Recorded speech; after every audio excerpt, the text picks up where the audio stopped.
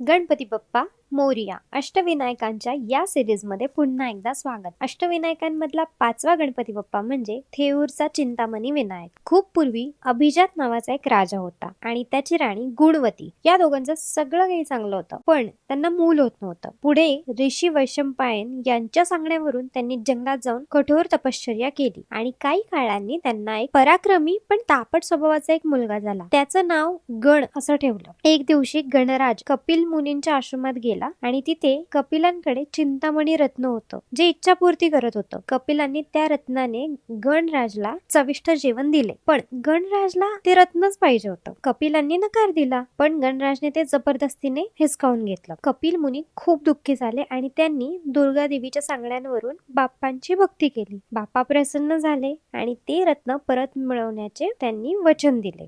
गणराज आणि बाप्पा खूप मोठं युद्ध झालं. शेवटी बाप्पांनी गणराजला ठार मारले आणि रत्न परत मिळवले. राजा अभिजातने ते रत्न बाप्पांना परत दिले, पण कपिल मुनींनी ते रत्न स्वीकारलंच नाही. मग बाप्पांनी त्या रत्नांचं नाव घेतलं, जे होतं चिंतामणी. हे सगळं एक कदंब वृक्षाखाली घडलं आणि बाप्पांनी आता तिथेच वास्तव्य करायचं ठरवलं. पुढे जाऊन तिकडे गाव वसलं आणि तेच आज थेऊर म्हणून प्रसिद्ध आहे. आणि तिथला गणपती म्हणजे तो चिंतामणी विनायक. याच ठिकाणी इंद्रदेवाने गौतम ऋषींच्या श्रापातून मुक्त होण्यासाठी तप केलं. या तपामुळे हे क्षेत्र पवित्र मानलं जातं. ब्रह्मदेवांनीही मनाची स्थिरता मिळवण्यासाठी इथेच बाप्पांचे ध्यान केले आणि या ठिकाणाला स्थावर क्षेत्र असं नाव दिलं. हेच क्षेत्र चिंतामणी विनायकाचे स्थान म्हणून प्रसिद्ध आहे, जे की आहे आपलं थेऊर. आहे ना इंटरेस्टिंग?